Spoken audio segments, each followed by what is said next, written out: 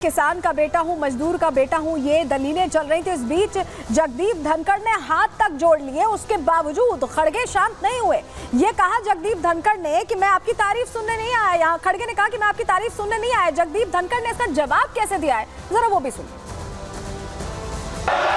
मैं कहूँगा आप पर्पजली उनको ये एनकरेज कर रहे हैं। मैं तो बताओ उनको, बताओ मेरी बात बोलता हूँ।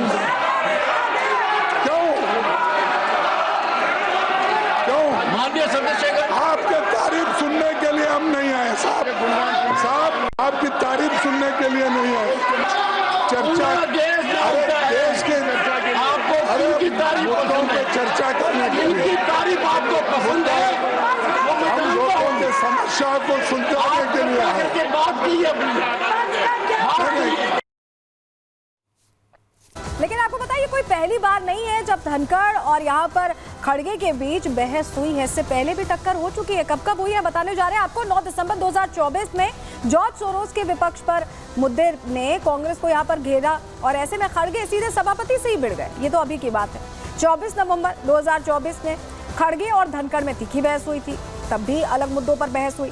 2 जुलाई 2024 में भी धनखड़ ने जयराम रमेश को प्रतिभाशाली कहा था, तारीफ की थी, लेकिन खड़गे ने धनखड़ पर वर्ण व्यवस्था का आरोप लगाया था और रमेश ज्यादा काबिल और मैं मंदबुद्धि हूं, ये कह दिया था। खड़गे ने खुद ही बुरा मान गए थे क्योंकि उनकी तारीफ हुई थी जयराम रमेश की। 27 जून 2024 को भी ऐसा ही हुआ। नीट के मुद्दे पर विपक्ष वेल में आ गया था, खुद खड़गे भी वेल में पहुंच गए।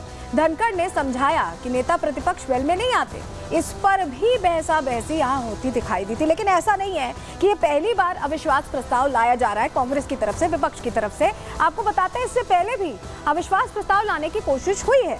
कब हुई है, चलिए जानकारी पहले आपके सामने रख रहे हैं, जरा आपको बताते हैं। देखिए अभी शीतकालीन सत्र में क्या हो रहा है, मल्लिकार्जुन खड़गे सभापति से उलझते नजर आ रहे हैं और बार बार उलझते नजर आ रहे हैं, एक दो बार नहीं। धनखड़ पर पक्षपात का उन्होंने आरोप लगाया। उनका कहना है कि धनखड़ बात ही नहीं सुनते हैं। पूरा विपक्ष यहाँ पर अविश्वास प्रस्ताव पर एक होता दिखाई दिया। करीब 60 सांसदों ने इस पर साइन भी कर दिया, जो नोटिस दिया गया उसमें साइन भी कर दिया गया है। सपा सांसद, इससे पहले मॉनसून सत्र में ऐसा हुआ था, सपा सांसद जया बच्चन सभापति से भिड़ती दिखाई दी थी और वीडियो बहुत वायरल हुआ था।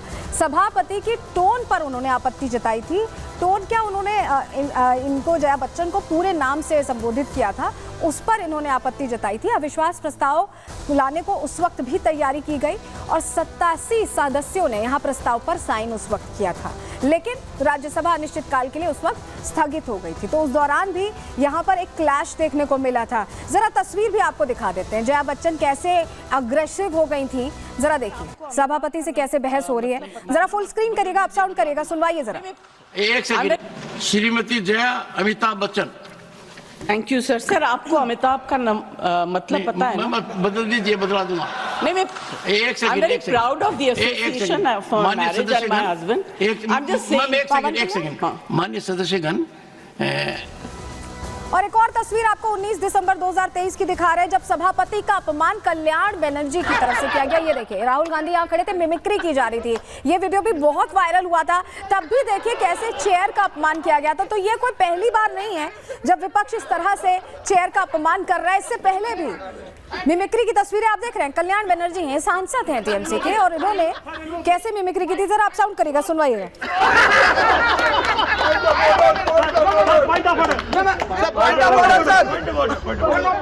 You, Mr. Gandhi, you must understand. Lok Sabha. You must understand that I have been appointed here. तो संविधान की बात तो करता है विपक्ष, लेकिन कितना सम्मान करता है ये भी देखिए। विपक्ष संविधान बचाने का नैरेटिव हमेशा ही गढ़ता रहा है, लेकिन संवैधानिक पद पर जो व्यक्ति है उसका सम्मान नहीं कर पा रहे। विपक्षी नेता सभापति की नकल करते हैं, हमने आपको वीडियो भी दिखाया। सभापति पर पक्षपात का आरोप लगाते हैं, लेकिन संसद के जो नियम हैं उनको दरकिनार करते रहते हैं। बीजेपी ने राहुल गांधी की गंभीरता पर ऐसे में सवाल उठाए थे, क्योंकि वहां पर राहुल गांधी की मौजूदगी थी। जब ये पूरा वीडियो वायरल हुआ उस वक्त वो राहुल गांधी मौजूद थे, उनके सामने टीएमसी के जो सांसद हैं कल्याण बनर्जी, वो मिमिक्री कर रहे थे। तो ये जो अविश्वास प्रस्ताव लाया गया है, क्या किसी राजनीतिक रणनीति के साथ लाया गया? क्योंकि पास तो ये होने वाला नहीं है, नंबर्स तो है नहीं, लेकिन कम से कम समय इसको लेकर हो हंगामा करने के लिए, क्या विपक्ष हो हंगामा करने के लिए और समय बाय आउट कर रहा है? रिपोर्ट के जरिए आपको समझा रहे हैं।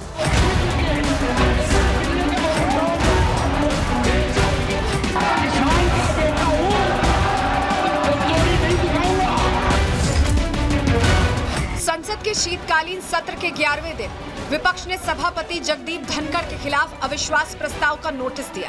विपक्ष जहां अडानी के मुद्दे पर चर्चा चाहता है, वहीं सत्ता पक्ष जॉर्ज सोरोस और सोनिया गांधी कनेक्शन पर हमलावर है। सोरोस का लिंक सामने आने की वजह से सभापति ने भी राष्ट्रीय सुरक्षा से जुड़े मुद्दे को अहमियत दी। यही वजह है कि पूरा विपक्ष लामबंद हो गया। कांग्रेस सोनिया गांधी का बचाव करने के लिए मुद्दे को भटकाने में जुट गई। सभापति के खिलाफ अविश्वास प्रस्ताव लाना इसी का नतीजा है। हालांकि विपक्षी नेताओं को भी पता है कि इस अविश्वास प्रस्ताव में वो कामयाब नहीं होंगे। बावजूद इसके विपक्ष लगातार पक्षपात का आरोप लगा रहा है। ये वही विपक्ष है जो कभी सभापति पर आरोप लगाता था तो कभी उनकी मिमिक्री करता था। उपराष्ट्रपति का पद एक संवैधानिक पद है और उसका मजाक उड़ाया गया। ऐसे में अब बीजेपी राहुल गांधी की राजनीतिक गंभीरता पर सवाल खड़ा कर रही है। सोरोस इस देश को डिस्टेबलाइज करने के लिए बिलियंस ऑफ डॉलर्स डोनेशन के रूप में देता है और उसकी आवाज कठपुतली बन करके यहाँ कांग्रेस पार्टी उठाती है और देश को डिस्टेबलाइज करती है। राज्यसभा के इतिहास में ये पहला मौका है जब सभापति के खिलाफ अविश्वास प्रस्ताव लाया गया है।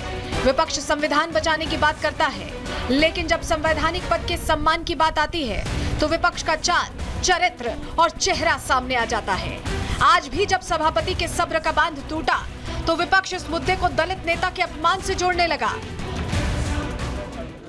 आज बहुत दुख के साथ हमें ये कहना पड़ रहा है कि हमारे नेता विरोधी दल जो एक दलित मजदूर के बेटे हैं, किसान हैं, आज उनको भारतीय जनता पार्टी ने अपनी दलित विरोधी मानसिकता के कारण, किसान विरोधी मानसिकता के कारण आज हमें शर्म आ रही है कि राज्यसभा में अडानी के पैसों की खनक पर सत्तारूढ़ दल उन्हें अपमानित करता रहा। ने सदन में गालियां दे दे के चीख चीख के अपमानित किया। ये पूरे विपक्ष का अपमान है, ये देश के दलितों का अपमान है। आज अगर नेता विपक्ष के रूप में एक दलित बैठा हुआ है उस कुर्सी पे तो आप उसको बोलने नहीं देंगे। नागपुर की मानसिकता से हिंदुस्तान चलेगा।